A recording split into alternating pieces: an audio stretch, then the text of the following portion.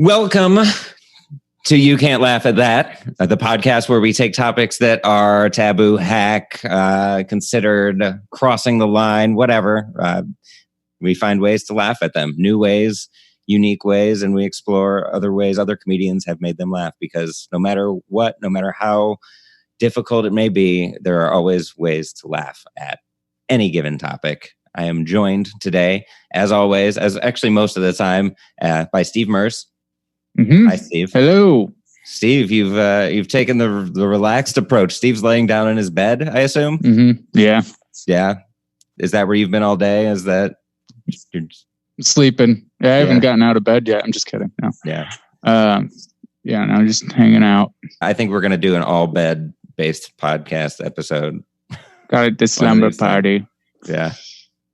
Zoom shows, man. You can do anything. I saw a Zoom show where they were doing topless comedy to promote, I don't know, some cause. I forget what it was, but nudity. That's the cause. Yeah, just more nudity.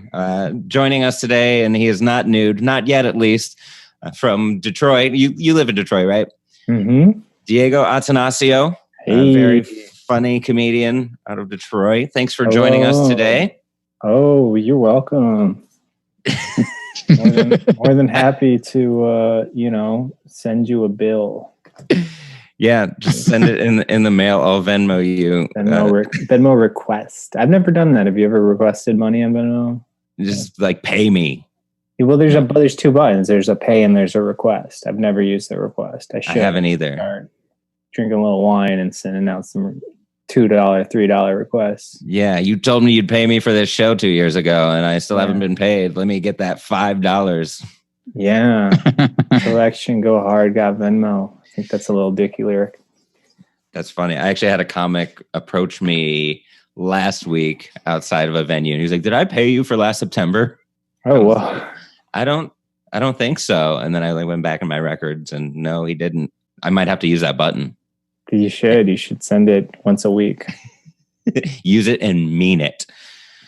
Today, we're not talking about Venmo, but we are talking about another form of gift giving, sort of. I guess we can. I don't know. I'm trying to segue that. I felt like that was as best as I could do, at least considering the circumstances. Today, we're going to talk about finding out Santa Claus is not real. Really touchy subject. Really touchy. Mm-hmm. Some people just finding out just now. Yeah. Right. Oh, man. Some 12-year-olds right now. 11-year-olds. They're scrolling through the episodes of this show. They're like, school shootings, suicide. Santa isn't real. Yeah, you can't title it. Yeah. Yeah. It's just a mystery title. We'll just call it Christmas. Disappointed Christmas. Because we all have an experience of finding out Santa isn't real. And if you don't celebrate Christmas, then you've known from the start. So. Yeah, that's a good point. Yeah. Lucky Gentiles, or the opposite? The opposite. Yeah. We're the Gentiles. Hebes. Yeah. Lucky the Hebes. I feel like the old Hebes eating their Chinese food and going to the movie theaters laughing at us.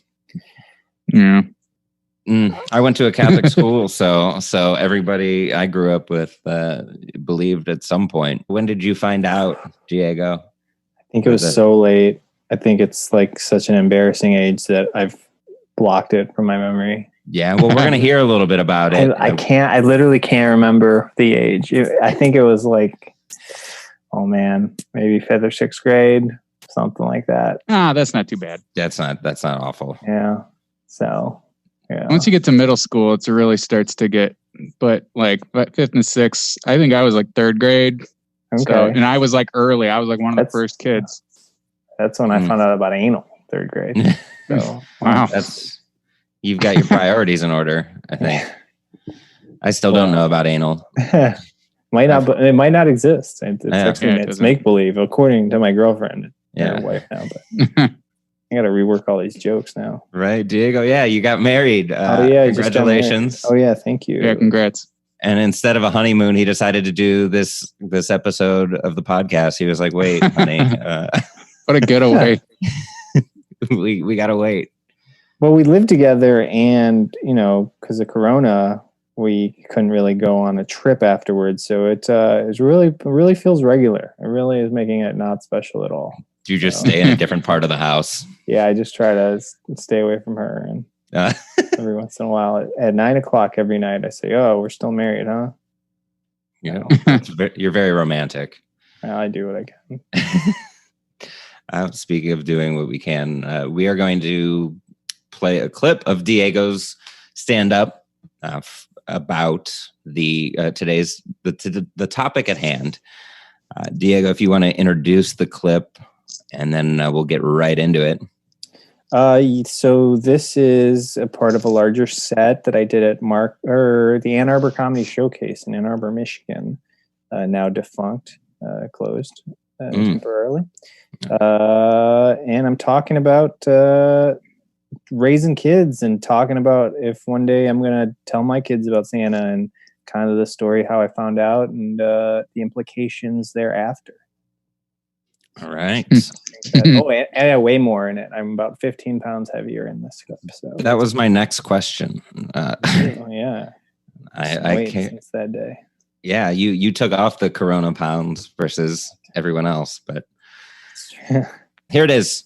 Diego Attanasio at Ann Arbor Comedy Showcase. So I was we just had a holiday. I was talking to my good friend over the holiday about Santa because neither of us have kids. Does anyone here not have children? Round of applause.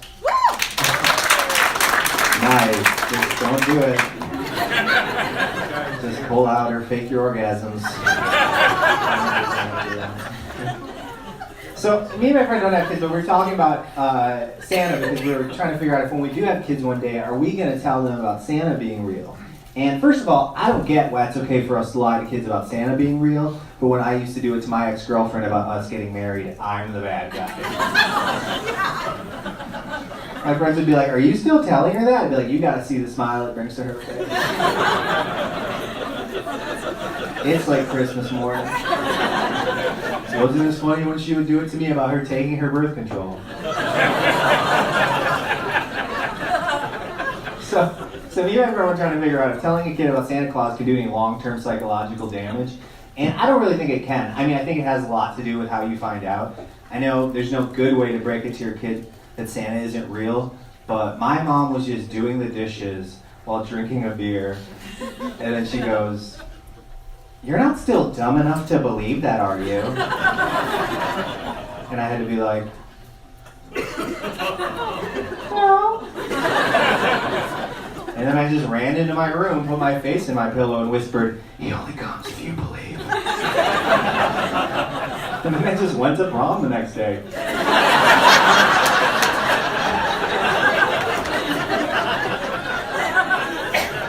So really, I don't think telling a kid about Santa Claus can do any long-term psychological damage. But here's what I do think it did for me. I think believing Santa Claus, especially for all those formative years, made it like just a little harder for me to figure out whether or not I believed in God. Does that make sense? Because like for all those years, I believed in this magical guy who can do the impossible. Then it just turns out to be my parents. So then I start growing up and start to question my religion, just trying to figure out what I believe. And I have to call up my mom and dad and be like, "Wait, are you guys also God?" Like when my ex-girlfriend finally got her period that one time, was that you guys?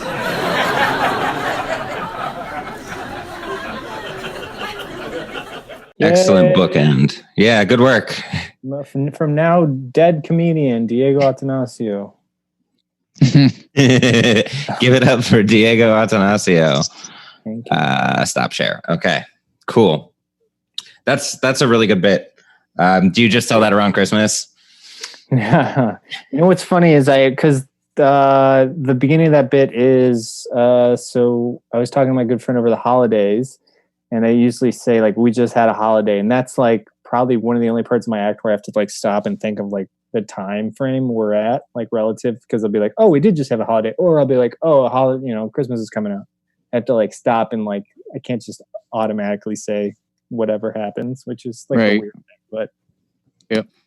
I should probably just change that part. I'm sure there's an easier way to get into it than being like, we just had a holiday. But yeah, we just had Father's Day. Did you guys, how old were you when you found out dads weren't real?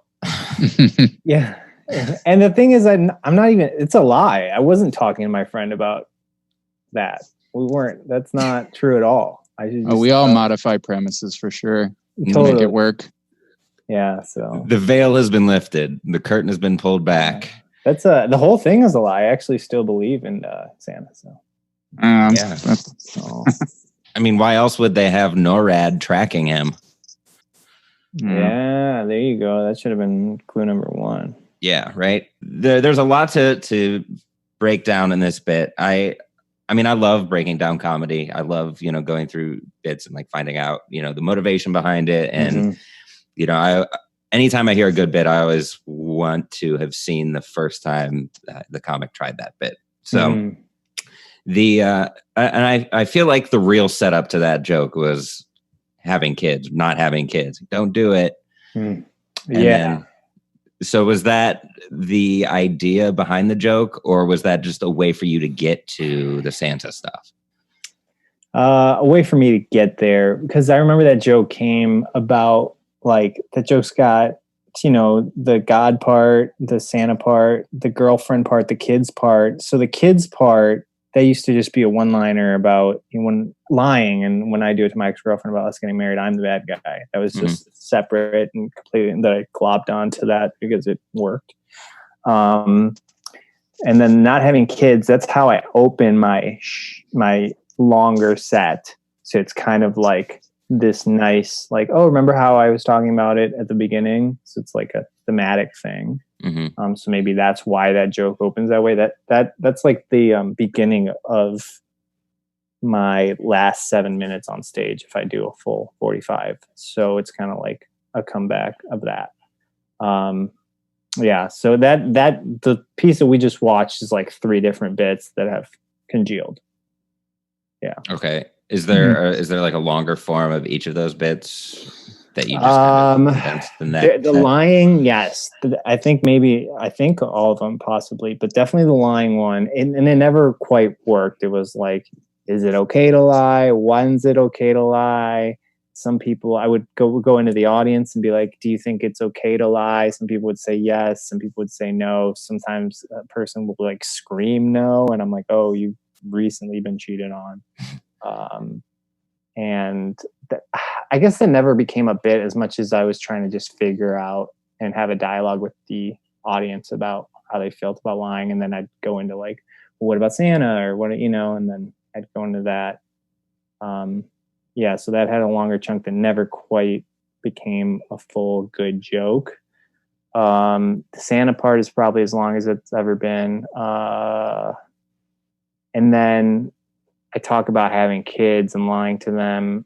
And then I talk about sex, how sex is crazy because sex is to make children. That's what sex is for. And then that's a whole longer chunk. So the end has a longer bit, and then the beginning had a longer bit. Yeah. Okay.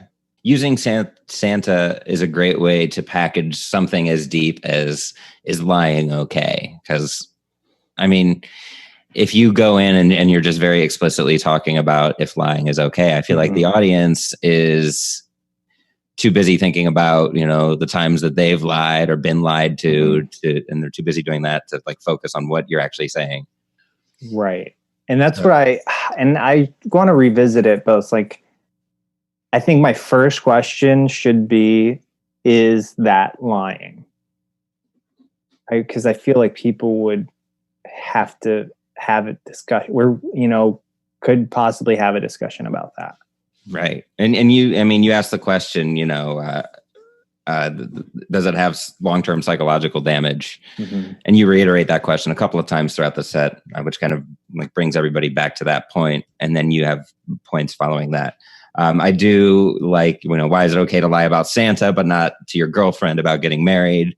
Like that's, that's a great point. It kind of sets the audience up to root against you in the joke. But that, like, I love, one of my favorite things to do on stage is to push the audience away. And then with the next line or a couple lines later, like pull them back to my side. And you do that really well. You have the parallel to Christmas morning, the smile on her face. Yes. Yeah. I do try to, that's one of my favorites. And I think sometimes it's lost and it doesn't hit every time. I think sometimes people don't connect the dots there. Yeah. I could see that. And then when they don't connect the dots, are you able to bring them back in with the birth control line? I maybe, probably. Yeah, sometimes. Well, I feel like that line in itself just kind of puts everyone back on your side. Yeah. Because it's like, oh, now she's lying too. So right. That line has a longer and a callback. So this set was shorter. It was like a 5-minute guest set or something. Mm-hmm. But that line about the birth control has like a callback into the longer set, which works really well, but not as great when I don't have it, obviously. Right. So the Santa part of the bit came first, right? I have no idea. Yeah. I'm not sure. Okay. Yeah. Let's go back to your origin story. It's all a blur of whiskey and bars at night and, you know, who knows what. Do you drink before you get on stage ever? Oh, yeah. Yeah.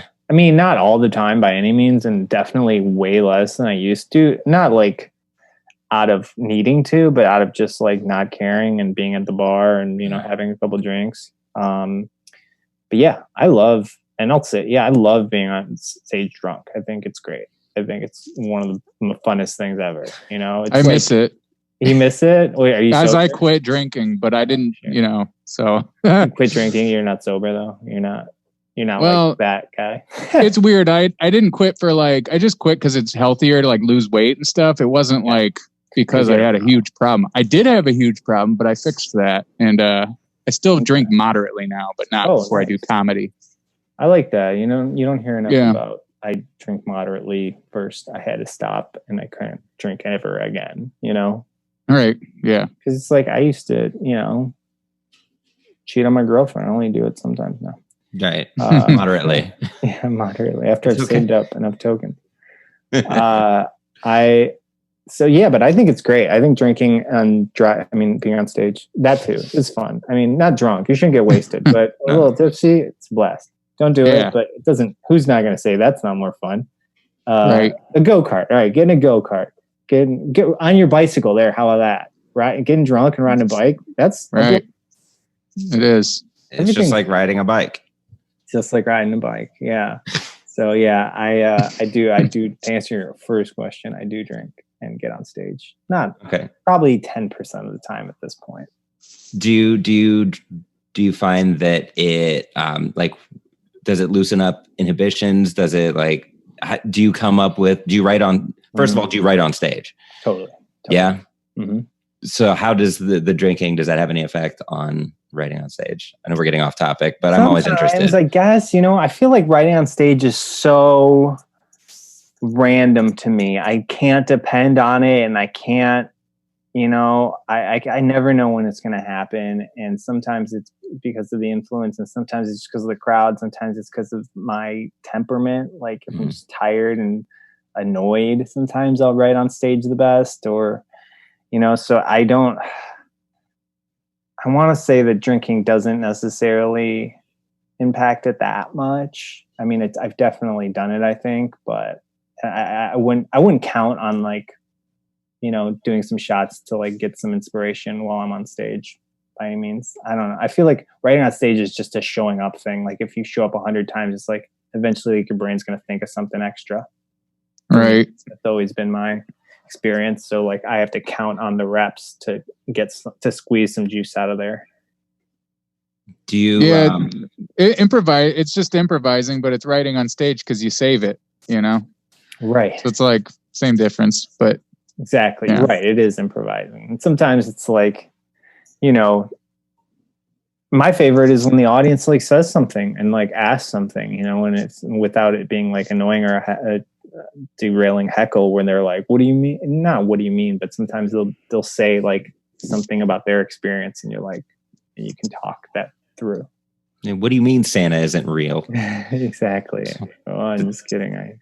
Just an extra thing you can mash up with the joke, you know, so yeah. And, you know, that's my favorite. That's probably one of my favorite parts of comedy. And the thing that I miss the most, and I was talking to my friend, I'm I have a show. And he's like, do you want to practice on me? I'm I can't. It's not, you know, it's I need people, I need a group of people to practice on. Because it's however you think when you're in front of a group of people and you start doing all these calculations of how they're reacting. And I don't know, there's like a lot of social and emotional things happening all at once, then it's like you can't get that from one person. Yeah. You need the vibe of a group of people, or like the lack of a vibe, or you know what I mean? It feels like very different. Like the pressure in the room or whatever it is, like feels different when it's working, when it's not. And I think you need numbers for that effect. Yeah. The only thing you can really work on is just in front of a friend is just getting that repetition in, but that's like so bare. Everything else is like timing is all audience involved, So it's like, and repetition, that's going to happen. You know what I mean? Right. Like that's the last thing I need help with, really. Yeah. I did an open mic for the first time a little over a week ago. For like in 3 months, I did 2 shows. And I hit the ground running a lot better than I thought I would. Really? Because I've gone without 2 weeks and just been really rusty. But then 3 months, for some reason, I was like really ready to get back into it. But yeah, I did not expect that. I think a lot of people will do that. I've been doing it for 8 years now, so I think it's just partly that. Yo, totally. Where was it? It was at Winchester and LVT, Lakewood Village Tavern. Cool. And there was people. Yeah. The first show was like 8 people, but the second show was like 30 people, which was way too much. Oh, really? What do you mean? It was packed, no masks. Nobody. I only went in for 10 minutes. I was outside the whole time. Went in, did my 10 minutes, went right back outside. Sure. Got a shot at tetanus or whatever. Yeah. Nice. Well. He also he brought that blanket with him on stage too. So we did. Be safe. I was in pajamas. It's a good bit. I like it. Some of the top bits. You can't laugh at that. Back to the psychological damage question. I mean, there's no good. Was that really how you found out? Was it just your mom just nonchalantly like, yeah, okay, totally. And I remember she was drinking. Maybe I'm conflating memories, but I feel like she was drinking a Heineken. She doesn't usually drink. And I remember, I feel like I asked for some, and she let me have a sip. And so I feel like that all was a part of the memory. So yeah. Okay, there's no good way to drink a Heineken. That's that. That should be in the joke. Yeah. So then you kind of set yourself up as this like innocent, like naive, with the act out, the no. The pause is what makes that punchline work.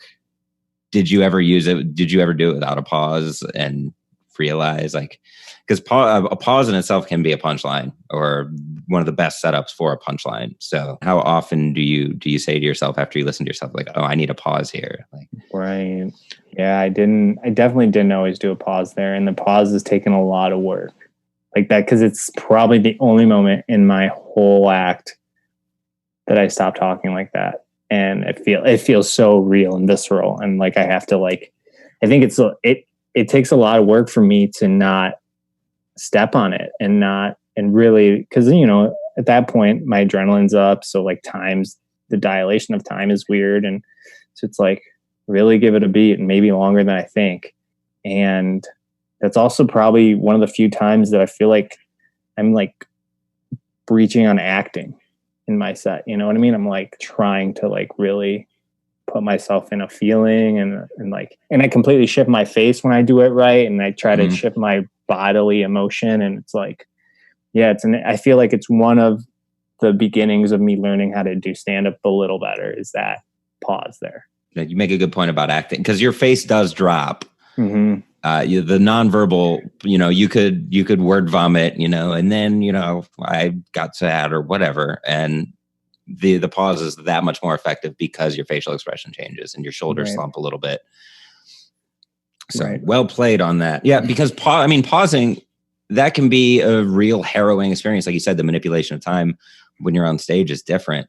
And, a comic that is comfortable with the silence, I have so much respect for. Just because it's daunting, because you think you should always be saying something. Totally. So how long did it take you to get comfortable with that? Years, maybe. Yeah. And I still don't do it great all the time. I feel like as a comic, you sort of build up this sort of credit where you're comfortable with things because you've already sort of built up a confidence in that you're like, who cares? I've done this so many times that I just don't care if I go out on a limb here or take these risks, because I can always go back to what's safe, and I have nothing to prove to anybody anymore. So it's like, yeah, you're almost numb to it. You know, maybe that's not the most positive way of saying it, but I'm kind of just don't care. Right. Yep. You can't really feel the pain of the failure. It's actually great. So, I mean, you know, that numbness is a good numbness for sure. You're just like, I don't care. You guys don't. I don't care what you think. Like, I do, but I don't if it doesn't go the way I want it to. So I can always just do this again tomorrow or 45 minutes from now. Exactly. Right. The best cure for a bad set is another set. Right. Mm-hmm. When you get on stage, you set goals for yourself, like little things like pause here. And that's the only thing I'm going to do different with this set, as opposed to the last time I got on stage. A little bit. I definitely have remembered like being like, okay, try to have fun is a big one for me. Like, just like, don't worry and like really have fun in each joke. And then another one, I can't remember. I remember the feeling of like being like, these are two things that I wanted to work on, and they're not necessarily like jokes. They're like how I do it. I remember to do it. But yeah, I definitely have that every once in a while. Not every time, but when I remember to, I'm like, oh yeah. Hopefully this will help. Yeah. Have fun. That's good advice for any comic. Have fun in each joke. Because I mean, if you're not, why are you doing it? Right. Yeah, that too. And then from a selfish perspective, maybe you are a better entertainer and do better if you are having fun. Mm-hmm. That's kind of where I'm taking it from. I'm taking it from like how to do better on stage. I feel like there's definitely no argument there where if you're not having fun, there's no way that that's going to go better than if you were. So yeah. And it like in terms of improvising and what we were talking about earlier about writing on stage, I think I do that. I definitely tend to do that more if I'm like, have like a lighthearted vibe about me. Mm-hmm. Yeah, I'm just less stressed. That's advice that somebody gave me, and they were like, some headliner was like, I was in this place where sometimes I was killing and sometimes I wasn't. It's like, obviously I have all the material and, I'm in a position to close out the shows, but I just couldn't figure out like the element and at the time he said his wife told him, she's like, well, like whenever you kill, it's like, it looks like you're just having a really good time up there. And he was like, okay. And like, I guess that made the difference for him. And that was his advice to me, was just to really try to have a good time. Having fun seriously connects with the audience. There's no way around it. I've told myself this the last year or two is like, if you're not having fun up there, well, A, it's what's the point? And B, it's like having fun. The audience just picks up on that so quickly. And it just like really, it's night and day. So definitely a requirement. I mean, why is the audience there? They're not there to have a terrible time. They're there to have fun. A good verb to use along with fun is play. It's like improv is all based on play too. It's like you gotta play. You can't just be like reciting or delivering or doing work what you feel like is some sort of task. It's not a task. Go up there and be a funny person and have fun. Right. Yeah. And the audience is rooting for that. Like you said, David, they're there to have a good time. Like I forget that all the time. They're like, should. They came to a comedy. They like, they paid or whatever to like, they're like, all right, let's have fun. Like we want this experience is supposed to generate fun for us. Mm-hmm. Yeah. Yeah. So, it's easy to forget because you get so into your head. Like I got to do good. Right. I got to be the best I've ever been. And like, they're not there for that. That's forcing it. It's weird how there's that finesse, it's like golfing. You don't want to hit the ball too hard or else it's not going to go that far. Right. You can't overthink it. Right. It's right in the middle. Yeah, no, you really got to be in the moment. And that's super important. And Steve, like you said, it's play. And that's, I mean, we're all still kids deep down. And I love that Mark Twain quote, work and play are the same thing under different circumstances. I forget the exact quote, but man, now I'm mad that I forgot the quote. I was like, I have this quote that I know that I'm going to drop, and they're going to be like, wow, this is an amazing quote by Mark Twain. Can't believe this guy knows this Mark Twain quote. Oh, I think so much higher of him right now. As long as it doesn't have the N-word in it. Yeah. Laughing. The joke. So you say no, you run into your room, you bury your face in the pillow. All kids can relate to that. Mm-hmm. I can relate to it right now. Yeah. Exactly. Shorties Everybody. watching shorties. But everybody has that shared experience as a kid. You know, your parents say something that that you know shuts you down or makes you angry or makes you sad, and you run to your room, slam the door, and bury your face in the pillow. And then you whisper to yourself, you know, he comes if you believe. That's just that's such like a cheesy line out of context, but in that setting, it's so funny. That is very funny. Yeah. I mean, we were told that ad nauseum as kids about Santa? It's like, no, you have to keep believing. That's almost the line that your parents would use if you were to start thinking he wasn't real and they decided you were too young. Like, I know my parents used that on me. That's some Peter Pan rhetoric. Sounds very Peter Pan-ish. Clap. Rhetoric. Clap, Peter, clap. To frame it in terms of rhetoric, that's Santa Claus rhetoric from when you were a kid. That's funny, man. Peter Pan. The next line that you use is, I just went to prom the next day. I love that almost magic trick of having a B story running at the same time that you don't reveal to the audience until the end. It's like, what made you use prom for like as the example in this one? And was that a part of the original joke, or was that like a... No, it definitely took a while to... I mean, the joke ended on, you know, he only comes if you believe, for a long time. And then I wanted a way to tell the audience how old I was and to say that I was too old. And I don't recall the other versions, but saying it like that wasn't the first way for sure. And I think I was like, oh, and then I don't remember how I said it. It took a while to get to that version of saying it. And I remember learning from comedians like different levels of jokes, where like level 1 joke is like, you'd be like, and I was in high school. And level 2 joke would be like, and I went to prom the next day, where you hint at what you're saying by describing around it. So that took a little work to figure out exactly the fastest and most embarrassing versus like not too old, like, and then, you know, something like that. Definitely that classic instance of letting them put together a little bit of the joke, and that being part of the fun of laughing at a joke. Totally. And it's kind of the only part in that joke that's like a joke part, you know, like where it's just like written joke format, which I like. I like to keep having parts in my act that are just jokes. That are like not funny because it's like life funny. It's funny because of the magic trick of the words. Basically. Yeah, for sure. I love that because the audience is with you through the whole Santa thing, and you've already won them over with that, and then that last second reveal is just like, it's that, not Inception. What was the other Christopher Nolan movie, the Magic, with Hugh Jackman and Christian Bale, The Prestige. It's that moment where it's like, I've been listening to a totally different story this whole time. And if you gave them the time to really sit and think about it, which you don't, because that would ruin the rest of the bit.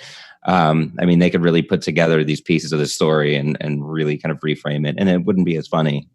But just in that one line, you reveal that, and then you move on to the next part of the joke, which is, this is the part of the joke. Like, you have this playful, you know, almost childlike exuberance in the first part of the joke. And then we're going to talk about religion. Right. And and one of the clips we're going to play later, also, he has used kind of the same tool, using Santa Claus as an example, and it made it harder for you to figure out whether you believed in God or not. And so everyone gets quiet and is like listening, like, where is he going to take this? And then, it turns out to be your parents after all these years. And then the way I called my parents, and then I just said, are you guys also God? I don't know what it is about use of the word also in a sentence, but it's like, it's one of those words that if you use it in the right place, that in itself can like make a joke funny, or I mean, it's kind of like the hard K's and the, the different plurals. Oh, I see what you're saying. Yes, yeah. I see what you're saying. I don't know. How did you get to that part of the joke before it was a polished bit? Or was it always just like, here it is? No, that's strung along. That was a really long process. And I think that part was inspired by some listening to podcasts or someone talking about having kids, and they're like, when their kids start asking about the Easter Bunny, and they're like, what about God? And they're like, well, I don't. The dad has to be like, I don't know what to tell you there. Like, it's why I drink at night, I think is what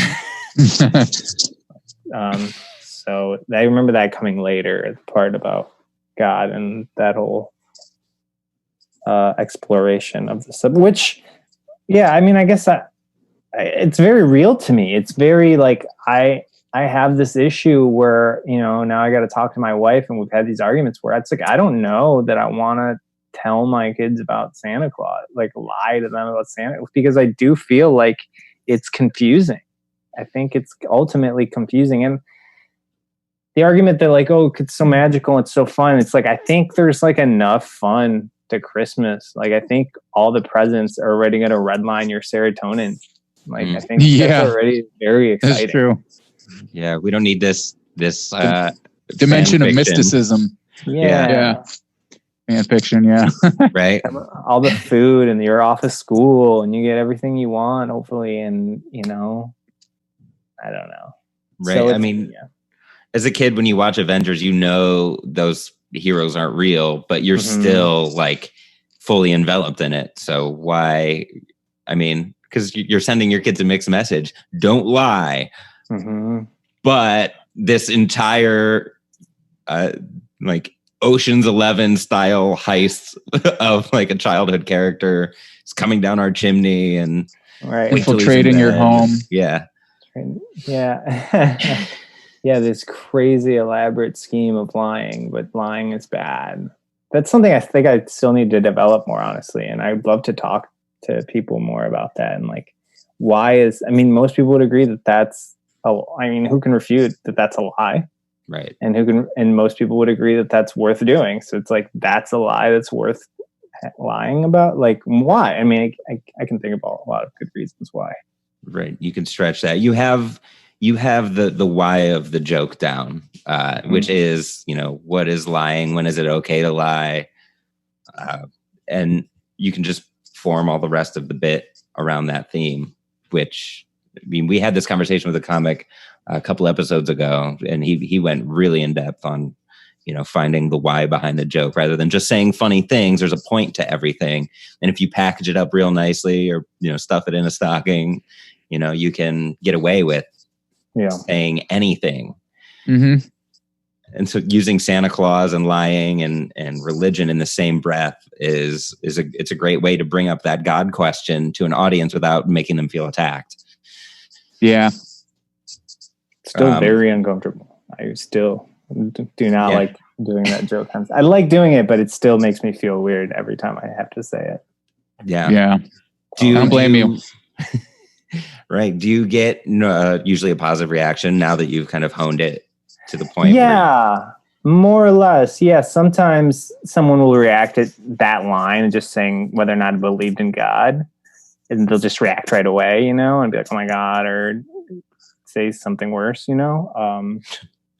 but usually, and I think the explanation comes fast enough, and I think I take it to around enough and more just logical, and I'm not bashing or anything like that. It's purely like a psychological argument, that I would hope most people can relate to. That's really the crux of it, is I wish for the bulk of audiences to agree with that line of thinking, that they're like, yeah, doesn't that make sense? It makes sense. It's not saying God isn't real. And I almost have toyed with the idea of being like, I'm not saying I don't believe in God. And But I'm saying, like, doesn't it make sense that it's confusing to have all this stuff and then all this stuff, and one of them's not real, and you're like, well, what about this stuff? You know? Right. Yeah. It's a great way to toe that line. I've had jokes where I told the audience, like, guys, I'm a Santa atheist. And then I'll like just go into that and be like, I wrote a book called The Santa Delusion. And like all these, like, you know, just, I have a lot of jokes like that, but yeah, but I rarely touch on religion. It is, like you said, it can be a little bit weird, but you got to remember that tension is great. I mean, you guys all know this. It's like, tension's great for relieving in a punchline. So as long as you're not going too far into the tension, it won't ruin that payoff, I guess. Right. Yeah. And I never quite get them. Never like, oh, if you believe in God, you're stupid. What are you fucking whatever? And, you know, yeah. Kind of just edgy open mic comic. Right. Yeah. Without jokes. Right. Just why are you giving me an uninformed TED talk that isn't funny at all? Right. Yeah. At least have some bullet points in a slideshow. No, and everybody's asked that question too, no matter your level of faith or not. You know, you have to have asked that question. You know, right. If it's something that you can't see, no matter how much it's hammered into your head that it's true, at least at one point you have to say, but is it? Right. And then, people will move on next. And you move on really nicely in the joke, and you bring it back, like you said, with that callback to the birth control bit, when your ex finally got her period. And it bookends it really, really nicely, and almost makes people forget about the fact that you questioned religion, and then you move on to the next point, and everybody's still on board. Yeah, pregnancy, the only thing that scares people more than God. Right. Yeah. Everyone's been there where their girlfriend's been like, I'm pregnant. And you're like, are you really? Yeah. Or just the late period thing. That's, yeah. Yeah. We've all been there. And that, I think that sets up this next clip really nicely. Daniel Sloss is, I don't know if you either of you have had a chance to watch this clip or are familiar with it, but he is a brilliant Scottish comic, and he's young, like he's in his early 20s when this was done, and he has a great method for packaging controversial topics, and he does it perfectly in this bit about religion. I mean, it's hard to compare bits, but at the same time, he makes a couple of the same points, but in different ways. And that's the beauty of this, is there's an infinite number of ways to laugh at the same things, even in the same way. Hey, just make sure it's loud enough. Yeah. Yeah. I'm going to put my mic because I'll edit in the audio, and you have to act like that you're already okay. Yeah. That's fine. But because I'm using the mic as the input or whatever. All right. So okay. Yeah. I'm going to hold it up to the speaker. So you guys should do that. And then here we go.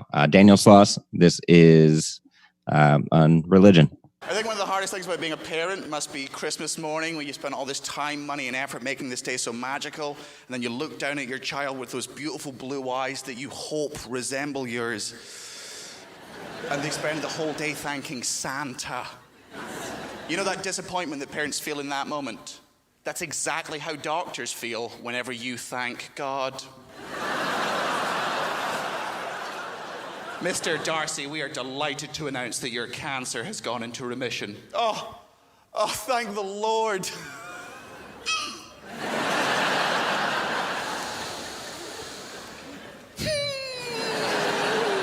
Well, no, sorry, she's funny. I just couldn't see his name anywhere on this chart. You can see my name right at the top there, Dr. Michaels. Sat with you through 2.5 months of chemotherapy. You're welcome, by the way. Dr. Connor's over there. She spent 6 hours cutting a tumor out your lung. Got the names of all the wait staff, all the nurse staff here. Can't seem to find the Lord's name. Yes, but the Lord sent you.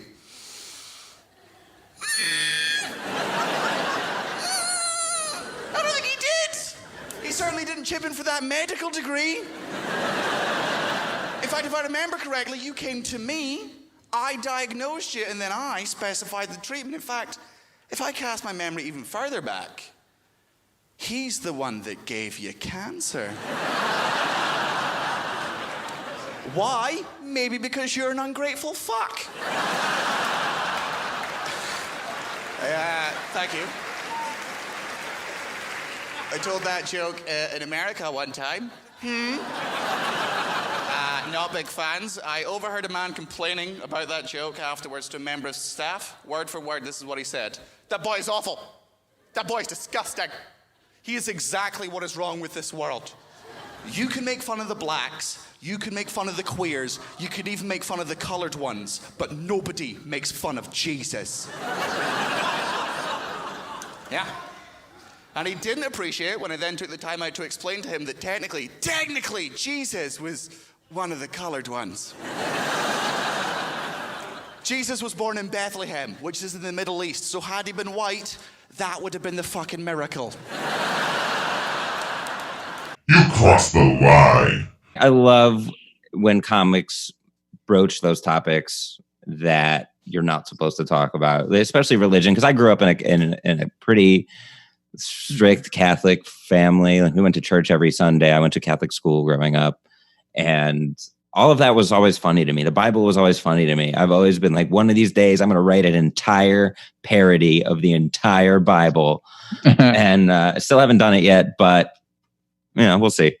But it's hard to bring up. It's hard to bring up as a comic because people have those deep-seated beliefs, and they're there, like we said earlier, they're there to have fun. And when you're bringing up a topic like that, not like, there are some people who just start hearing that and they're like, oh, we're not having fun anymore. Right. You shut it down, especially here in the Midwest. Honestly, like if you go to New York or LA, like you're going to have an easier, or like even Austin or more progressive small towns, Right. You're going to have a better time of that. Like I did a show in Portland and it's like I said abortion and they started just clapping at the word. They were just like, oh my God. Do it, anything. They were just all in about whatever, just for the sake of, because they're so. Oh man, now I want to go to Portland. It's great. I highly recommend it. I don't have a lot of abortion jokes, but it's just a whole, they're just easier audiences. That's good. Mm-hmm. Yeah, progressive audiences for sure, but they also have their faux pas as well. Exactly. Yeah, they'll have true. their buttons. But you're right. So yeah, whenever you go to one of those topics, for relatively, some people are just gonna be like, no. Yeah. Not even going to think about it. We don't want to think about it. Right.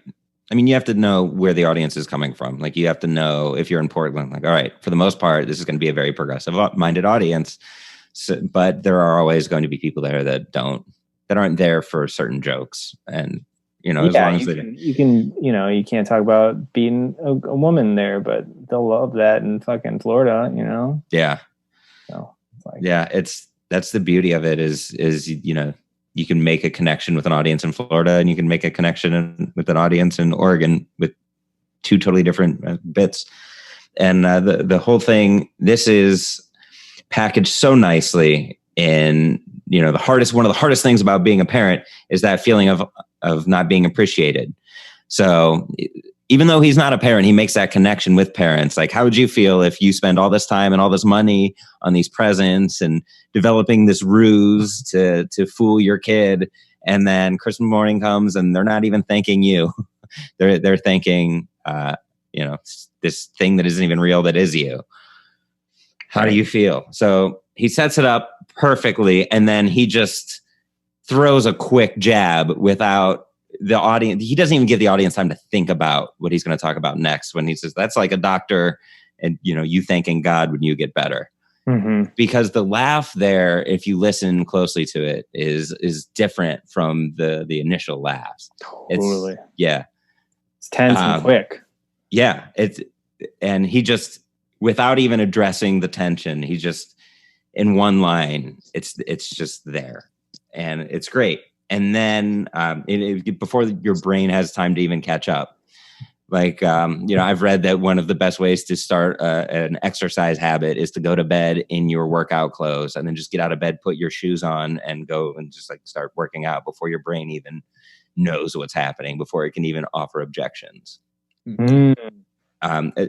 Are there times where, when you're on stage, I mean, whether you're trying something new or not, where you try to kind of sneak in, like, what is your advice on putting together like a joke like that, where, you package something controversial, and wrap it up in a nice bow. We're going to keep going with these Christmas analogies. Yeah. What is your advice when it comes to something like that?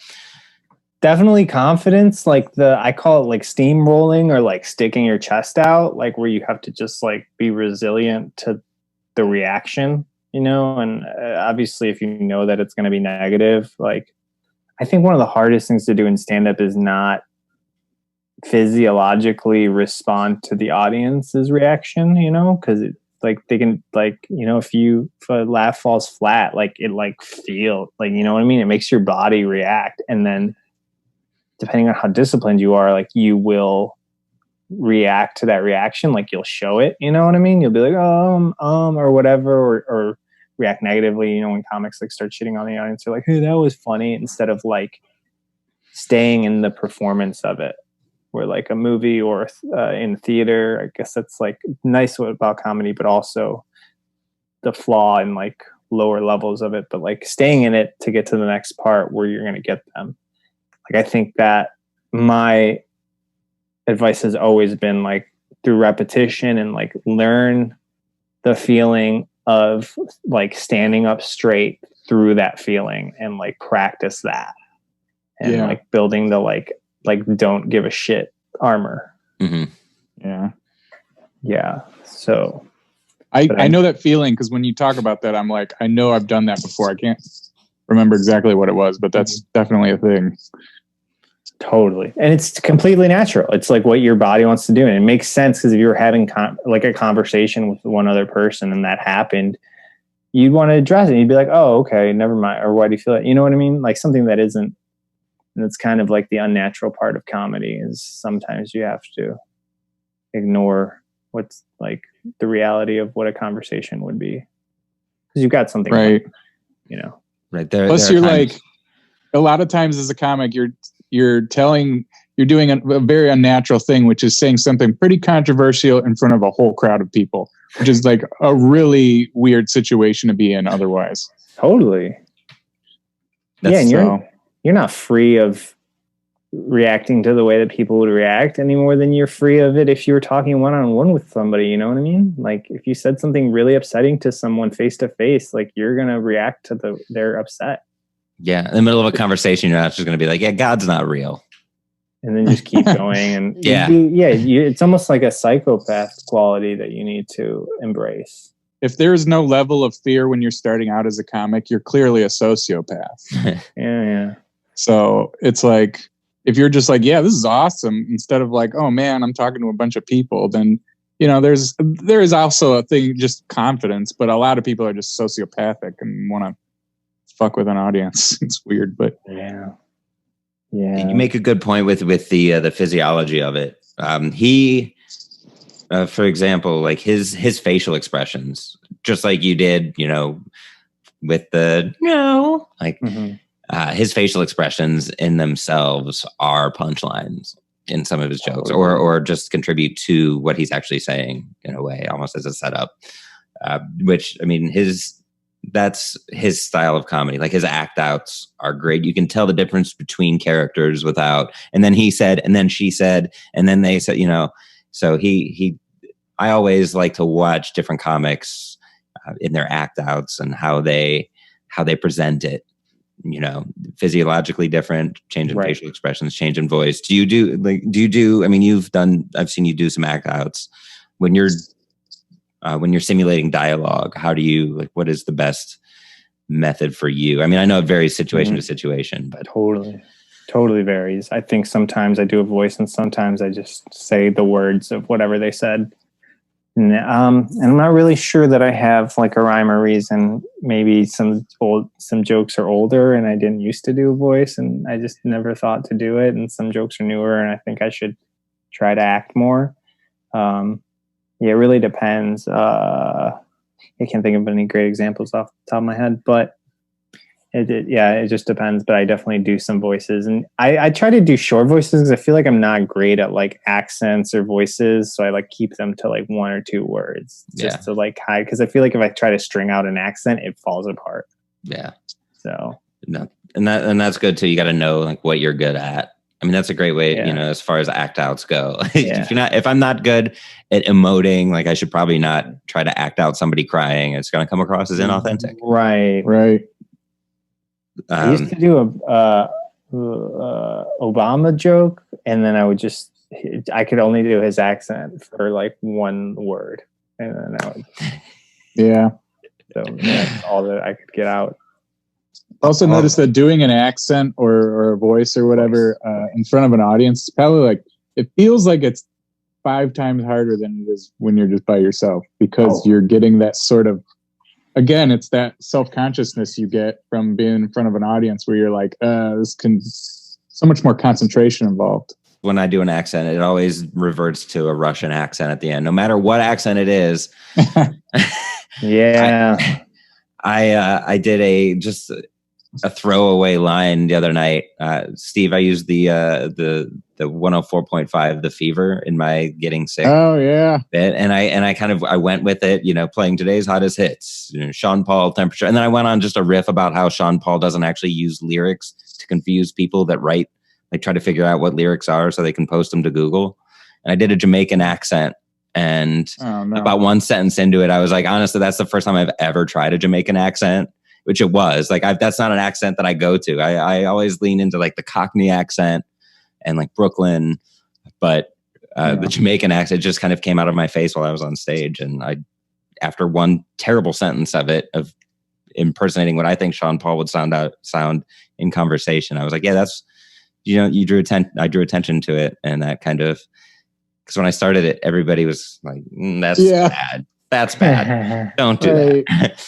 And so I was like, yeah, that's the first time I've ever done that. Probably the last, but thank you. It's the real-time body language that also makes you self-conscious. Is like when you start it and the audience is not reacting to it, you're like, should I even keep going? Like, yeah. So I don't think you can go that far with an accent and then not address it when it doesn't work. Just move on to the next joke. So dating's weird. Yeah. Can't do that. What I also like about his bit is that he built it in beats, and you did the same thing with yours too, Diego. But he's got the first beat where they thank God, and the doctor kind of looks down at the chart and like, I can't seem to find the Lord's name. And then the second beat, but the Lord sent you. Mm.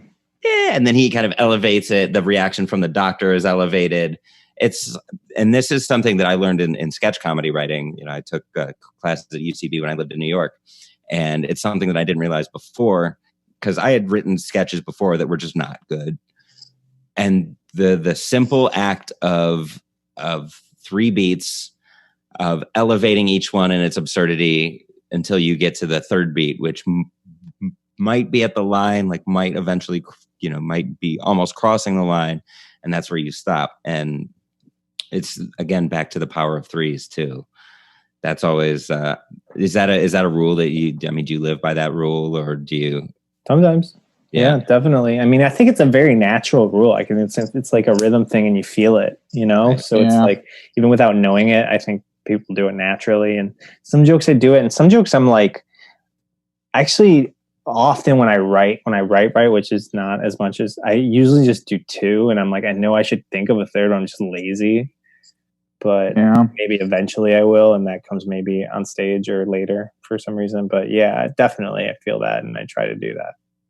Definitely does seem natural, because whenever I do like 2 or 4 or 5 or more than that, it just does not ring like 3 does, So it's like, yeah, and I think it's a rule for a reason. It comes from I think it comes from like a natural law.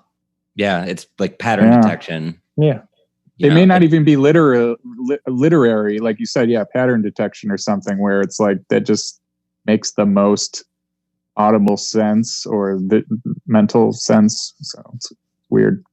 Yeah, I mean, if you set up a pattern, A, B, your brain is next going to go, oh, A, or, it naturally has its own way of trying to figure out what's happening next. That's how our brains work. I mean, it's all pattern detection. We see things happening a certain way. If that, then this. And, when you have that that third beat that kind of pulls the rug out from under that. That's where that cognitive dissonance comes in, where you just laugh. Kind of like where music is like based. Well, there's obviously different time signatures, but you have like, say you have like like people were rapping or something. They have the quatrains. There's like a roundedness to it, where it's like dun dun dun dun dun dun dun dun dun dun dun dun dun dun dun, and it's like it all just like makes it's like so nice, and you don't want to deviate from that. There's that meme that was how many chuggas before the choo choo when it and there's a natural rhythm. Kevin James had a bit about like phone rhythm and like giving someone your phone number and like how like no one explains that, but everyone just like dot dot dot dot dot dot dot dot dot dot. So you ever have someone be like dot dot dot dot dot dot dot dot, and you're like, wait, just start what's over. your number? What the? Yeah, I don't trust you anymore. Is that your address? Or Yeah, it's like Too soon.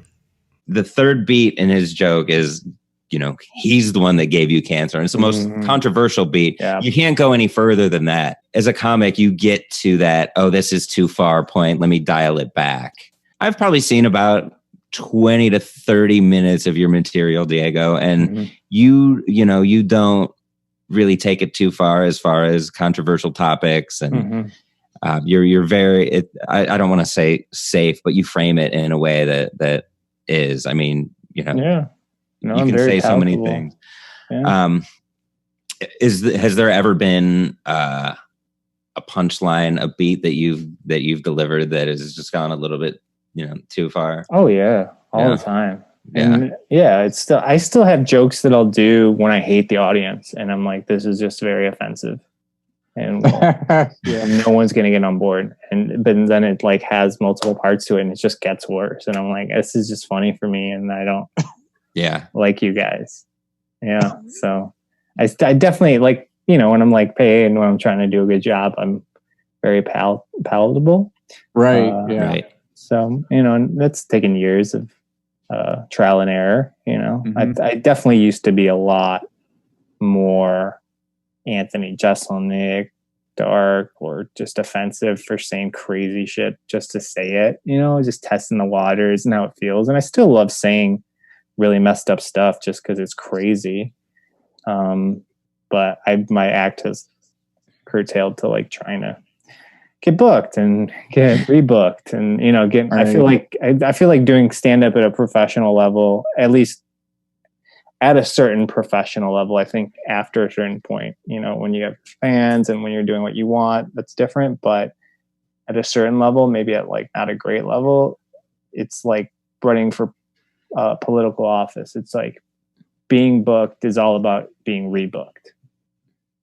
It's like you want to come back. It's like, yeah, sure, you get a chance to whatever headline hilarities, but it's like, does that really matter if they don't like you and you can't ever come back? Or do you want to get a slot there every year? Right. That's the real, not to be like, who cares about the moment, but to me, that's like the game plan is like, do a good job so they'll have you back. Like I want that in my calendar every year. Yeah. Absolutely. I mean, and it all goes back to, is the audience having fun? I mean, you can go as far as you want as long as the audience is having fun with it. Yeah. And you're not having fun if the audience isn't having fun. Otherwise, why are you doing comedy? Going back to Santa, in that it's not necessarily that's the funniest thing. I don't know why that just sounds so funny to me. All right, going back to Santa. Back to Santa. I don't know. Okay, but now seriously, Santa Claus. Yeah. Yeah. we're getting down to the topics that matter. Yeah. I mean, it's one of those things where, at any point in your life, you're going to be dealt unexpected and bad news.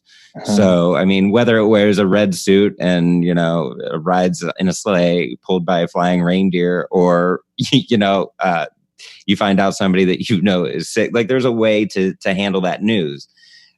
And so, like, how do you use humor? Do you use humor to use comedy when you're delivered bad news? And, if you do, like, how do you work that into your comedy? And if so, how soon? That's like a 3-part question. So I can reiterate any point, but Steve?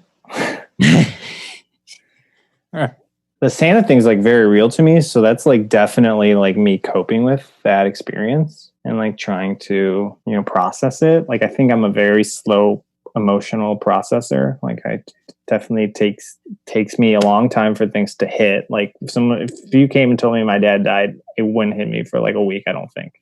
Like I just take a while to even realize like emotionally, like I think I put up a wall very fast and like numb myself, like so cliche, such a man cliche to do, but I do that. And then, so it takes a lot of process. And then I think I joke immediately to deal with something, to maybe assist with the non-coping and the blocking out. How have you worked it in? Have you worked it into your material? Yeah. I mean, obviously with Santa and even the God thing, like I'm not, I feel like one of the biggest cliffhangers of that joke is I think the audience wants to know. It's like, wait, do you believe in God? Like, I don't know, for their sake, or if they can decide if they can like me or not. I kind of feel like I need to be like, hey, I do believe in God or I don't. And the truth is I don't know. And I'm still working through that emotionally. And I think a big part of it is the like not knowing what to believe. And a lot of my psychology being based off what I was told as a kid. So it's like, and that's the thing that like if I have kids one day, I want to like maybe not do to them, because I think it is confusing. And it's like, I don't know, maybe there's a God, maybe there isn't, but that's not helping you figure that out. Not that maybe you can ever figure that out. I guess that's what faith is about. But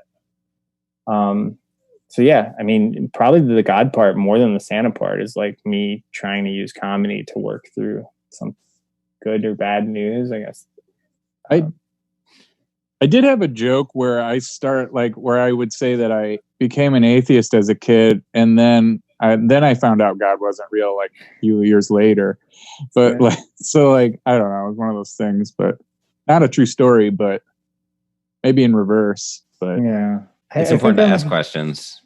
Well, yeah, totally. Yeah, and that's kind of a hallmark of the scientific process, and getting to something that's real is it should be able to stand up to scrutiny. Mm-hmm. If you're afraid of scrutiny, it's like, then you might not really have a good argument.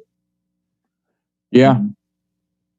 Right. When the answer is you just got to believe, it's like, well, that doesn't answer my question. And then they're like, stop asking questions. And it's like, now that makes me think that you're trying to hide something.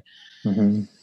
I like to avoid it because I don't like making people feel uncomfortable. I don't want to hurt people's feelings, to be perfectly honest with you. I used to be more like very militant as a non-believer, but I wouldn't say that nowadays. I just respect people's beliefs like fully, and I do not want to offend people. Yeah, I don't want to put them in an emotionally vulnerable state.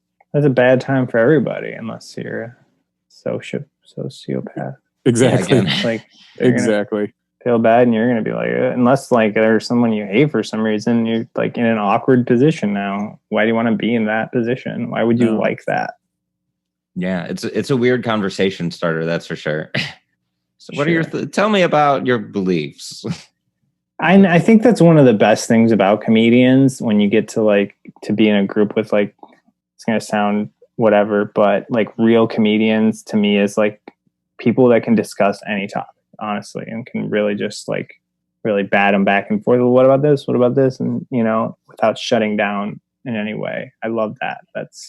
And not that a lot of other people who are not comedians can't do that, because a lot of people can who are emotionally wherever, but I love when like it just tends to happen more for me in my experience with a group of comedians. I think good comedians understand the psychology of being fair or reasonable. Yep. And kind. I mean, you got to be kind. You can't just be a dick. It just doesn't work. That's just not how it works. Sorry. Mm-hmm. I don't. There's no way that can work unless it's sarcasm. Right. So we're trained to ask questions. I mean, that's what comedy is. It's like, why is this? What is the reason for this? And then you go, that's where you use your imagination and your observation to bring some closure to it using some humor. But also with that closure, there's more questions. Like you said, like, does he believe? And like, yeah. But when you think about it, when we're kids, we're kind of conditioned out of asking questions. So that's why That's why comedians are such a welcome voice. Is that they're the ones that are asking the questions, whereas most people are just like, stop asking questions. I don't want to answer that question because I said so. Right. I think outspokenness is therapeutic for comedians because a lot of their life they may have been pushovers. Like in my case, like I like that release of being able to say whatever I never really had the chance to as a younger person, So it's like kind of liberating in that sense. Mm-hmm. And people listen. Mm-hmm. Yeah. They have to. Yeah. Have to. And the packaging has a lot to do with it. I think if we were to, if personally, out of our conversation today, I think how you package something is crucial to making a connection with an audience or another person in conversation. You can't just straight up, to be like, do you believe in God? Like I had a Tinder date, or it was a Bumble date. And within the first hour, she was asking if I go to church. And I was like, what, why? I was having fun. And now you've ruined it. Because I know everything I say after that is going to be viewed through that lens of he doesn't go to church. So it's like, well, all right, bye. There's nothing you can do from there. And if you package something in the right way, delicately enough, I think, you can talk about anything. Yeah. Even to the most fervent of believers in whatever it is, if you can package it in a way that speaks to them. And I think a great point to make in that sequence of like 3 beats too is a counterpoint. That's a great way to make a point in comedy, is to take the other side. I would love to see a presidential debate where they're like, all right, Donald Trump, argue on behalf of this position that Joe Biden has, go. And then the other way around. I think that would be incredible to watch them try to like perform these mental gymnastics and take the other side. I think that's how you learn from somebody else. Do you use counterpoint in any of your jokes, or is that something that just kind of naturally happens, or like, do you make an effort, I guess is the question, to do that? I really don't think I do. Maybe I'm missing something, but I don't think I do. I would like to. I think it's a great technique. You're right. I mean, it can nullify the strength of your original point though, too, True. where sometimes you're like, even though, like I said earlier, it's like being fair and adding to the balance, it can throw off your whole joke. So, right. You don't want to throw away. I mean, the goal is to make that point by like making an opposite point that solidifies your point. That to me is, I haven't gotten good at that yet. I'm still like, because I want to make my point first, and I want to make that funny first. And I think that's like the missing ingredient in a lot of my jokes. I don't know how you feel about that, but I mean, it's a good writing exercise. Totally. At the very least, even if you don't use it in a set. You can't laugh at that. A little more about you. You were born in Peru, correct? How long did you live there before you moved to the States? I was 4 when we came here. When did you go right to Michigan, or did you bounce around at all? No, we spent a little time in Florida first. We had some family there, and we lived there for I don't even remember. And then we came straight to Detroit from there. Like that upbringing, how has that influenced your writing? I think it's always helped me feel like a bit, not totally, but like a good percentage of an outsider. Like I do feel like having a family that's different from most of my friends, having traditions and culture that's different from most of my friends. Things are less important to my family that are more important to other traditional American families. Holidays, depending on the holiday, sometimes they're celebrations, just different cultural values. And it's like, everyone's like, oh, isn't it great? And my family like doesn't care about it. So like, I've always kind of felt like a little shift in that, and always like been like an observer of a different culture slightly, even though I'm like pretty assimilated. I would say that's always kind of helped me in terms of analyzing and thinking about things from just a slightly different perspective. So I definitely think that has had an effect on my humor and how I structure, like, look at this from this angle, maybe. Did that kind of come through in school? Like, what were you in school? Did you kind of question authority, or did you get in trouble? Oh, or did you kind yeah. of keep it to yourself? No, yeah, I was definitely, I was definitely a troublemaker. I guess I never even thought that might be the reason, but I think that maybe could contribute to why I was like that. I mean, getting put into a system when you've seen outside of that system. I mean, even as a kid, I feel like that. I mean, I would hope that has, some sort of influence on how you behave in a totally unnatural educational system. That's a topic for another day. When did you start doing comedy? In college, junior year, something like that, 2007. Okay. Yeah. Okay. So you've been getting up. 2000. Okay. So a little over 10 years. When did you start taking it seriously? Like, oh, this is something I can do. Probably about 4 or 5 years ago. Yeah. It wasn't until I'm after college, I moved to LA. I'm way too young. I was like, I'm just going to go do stand up. But I also had a degree in digital media. So I was like, I can shoot some stuff and make some videos and just all the entertainment, try to do it all at once, not really knowing the landscape at all. But I lived there for a few years. Then I moved to New York for like a little less than a year. And then I came back to Michigan 6 years ago now. And probably about a year or two into living in Michigan, I started being like, I'm going to do this like hard. Even though I kind of wanted it as a career maybe 10 years ago, like it took me so long to realize what doing it seriously even looked like. Like I remember never really thinking about like how often I should go up. I was just like, oh, this is something I do and I'm going to be a comedian. But it wasn't until like 4 or 5 years ago that I was like, okay, I'm going to do 200 sets a year. I'm going to do 4 sets a week. And that became 7 sets a week. I did that for like a year and I did a little over 200 some sets. And then I was like, okay. And then the rhythm of that really, or the endurance of that made it feel weird to do anything less. So then it just became really easy to be like, okay, I could probably do 7 sets a week, and at least, 1 set a day, which really shook out to be a couple of sets on 2 or 3 days.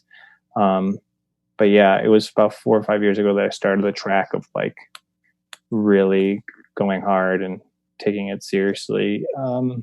Probably mostly on the repetition side of it. I still am kind of lazy business side and not as great as I could be writing totally. But I think what really makes up for a lot of that is my repetition. Like I just try to go up as often as I can. I'm like, and a lot of the other stuff will shake itself out. Like the bookings, like I just run into more people and right. And the writing just happens on a repetition. I get better on stage and a lot of that, I think, I've got the fundamental there and that has really helped me out a lot. So. Oh yeah. Yeah, absolutely. I mean, I see, you've gotten around, you've been a part of a lot of festivals and, you perform around the country, which is super, super cool. So you have that variance in audience. Do you have any intent to move back to either coast as your career develops? Yeah, I'd love to, I guess. Yeah. But as my, it's very relationship based. It's like, sure. My wife now and her whole family's here. My whole family's here. If we're going to start a family, like I think about that and like needing help from, the in-laws and my mom and dad. But I don't know. Yeah, I'd love to go to New York. I mean, I'd love to go to New York. I was always like New York or LA, and I always really kind of liked LA, and I've been to both. But since I started going really hard, I was like, New York. You just do 10 sets a night, and like that's you're multiplying your experience. It's like 4 years and 2 years, 2 years and 1 year. It's like how can you beat that?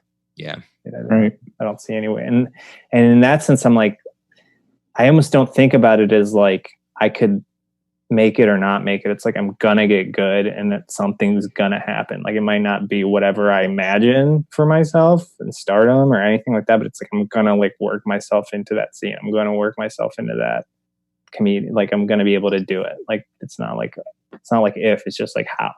Yeah. Yeah. Hard work, I mean, that's what it's about. As cliche as it is to say, if you're not getting up, if you're too big for open mics, it's like, what are you doing? I can't wait to go to open mics. Oh my God, I'm dying. I've got some book shows, but I'm like, I need mics. I need mics. Right. I mean, the book shows you can kind of work the old material back and get it back to where it was. But I mean, to me, if I'm not writing new material constantly, it's almost like a piece of me is missing. That's a bummer. Yeah, that's the art of it. That's the spirit of it. That's where it starts. That's the real fun of it.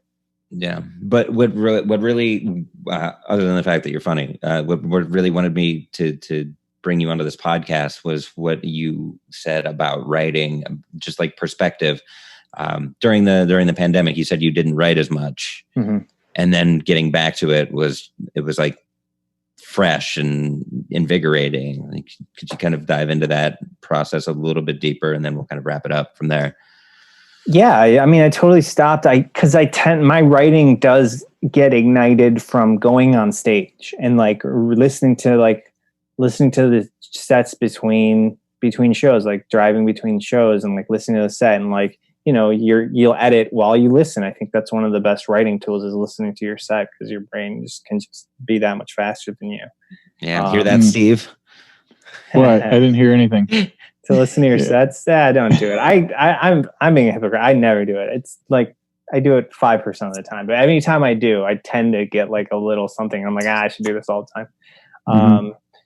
But just performing is is the way that I write. And now I have all these ideas and all these, and even before quarantine, I had a backlog of ideas that I almost complained that I don't have enough stage time for all the material I have. Yeah. So much of it I'm working on and honing, and then I have little ideas here and there that it's I need to run them in, and it's I just don't have enough stage time to get through everything I have. So that's almost my coward's way of saying I don't need to write, because it's I'm backed up already. I don't need new stuff. Let alone. There's so much processing that's waiting ahead. So much process, right? Yeah.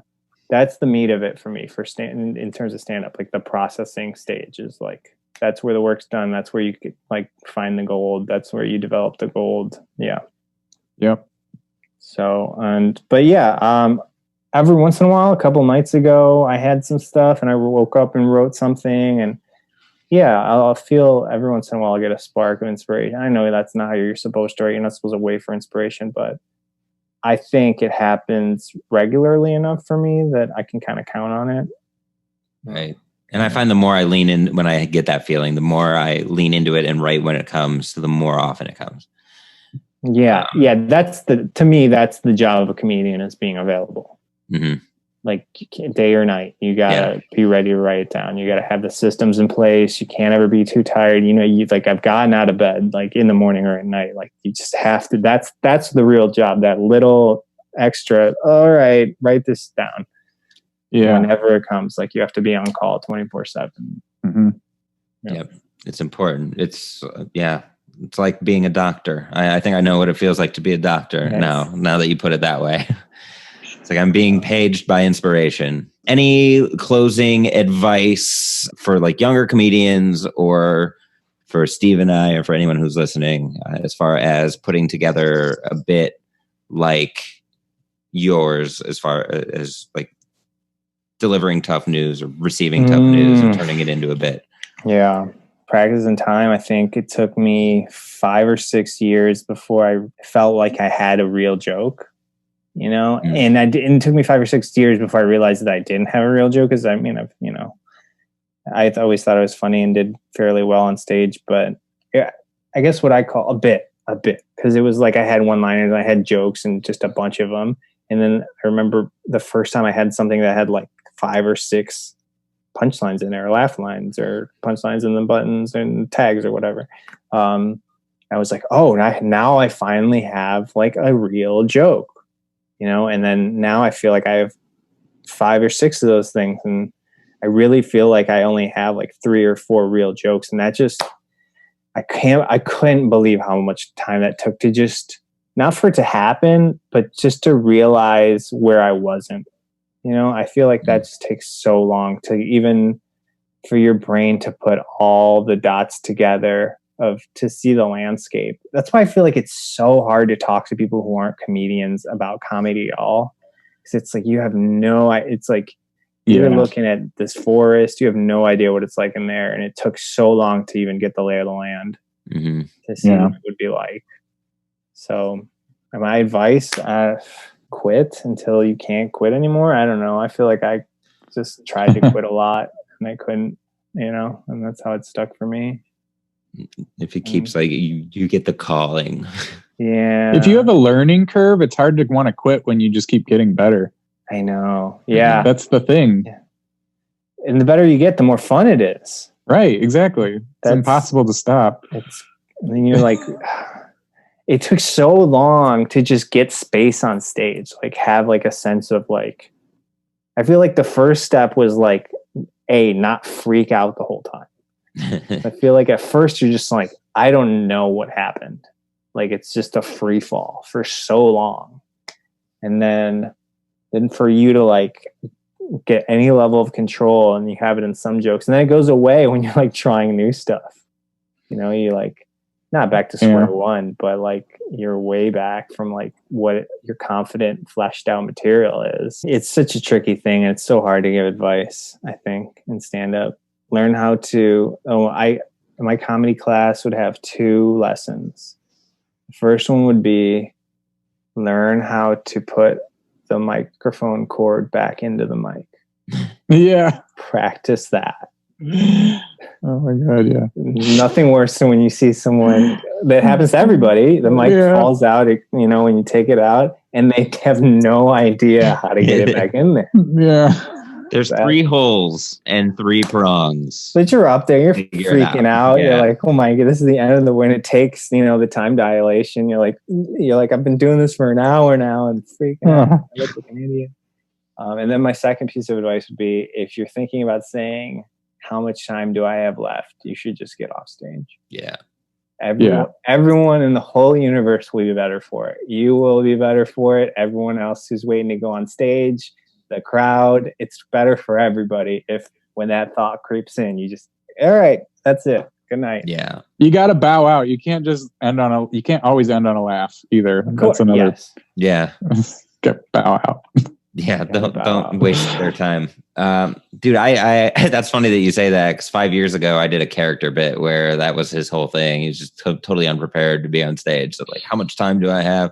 Yeah. Well, back to your point, like, when you try a new bit and you almost feel like you're coming from square one, the more and more like good bits that you have that you've worked out, when you start, it's almost like a muscle. Like when it doesn't work the first time, then that's how it is for me. When it doesn't work the first time, I have all these other bits that didn't work the first time too. But now I know what to do because I have all those experiences. Now I know what to cut. Like the other night, I have a whole new 10-minute bit, and it worked okay the first couple times I did it, and then the next night it fell flat.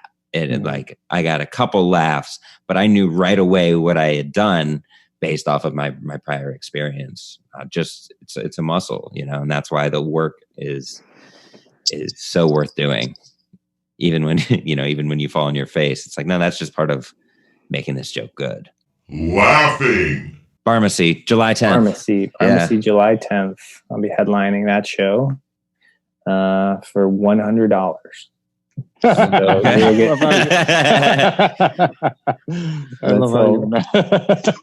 I want all the comedians to know that's what I'm getting paid. Yeah. I want the audience to know that's the level you can expect. Never heard a comedian say that before. For 100, it's so funny. It's hilarious. No. You can catch me at the Funny Bone. I'll be making, yeah. All right. So Pharmacy, July 10th, 8 o'clock, 9 o'clock. Sure. Yeah. If you show up then, you'll probably be in and around the show. All right. Diego, where can we find you on social media? Instagram and Twitter. I'm at Diego Comedy. Okay. And that's pretty easy to remember. So give him a follow. This is You Can't Laugh at That. I think we found ways to laugh about Santa. Finding out Santa isn't real. So if you're 8 years old and you're listening to this podcast, you've gone through the realization that Santa isn't real, but now you found a way that you can laugh at that.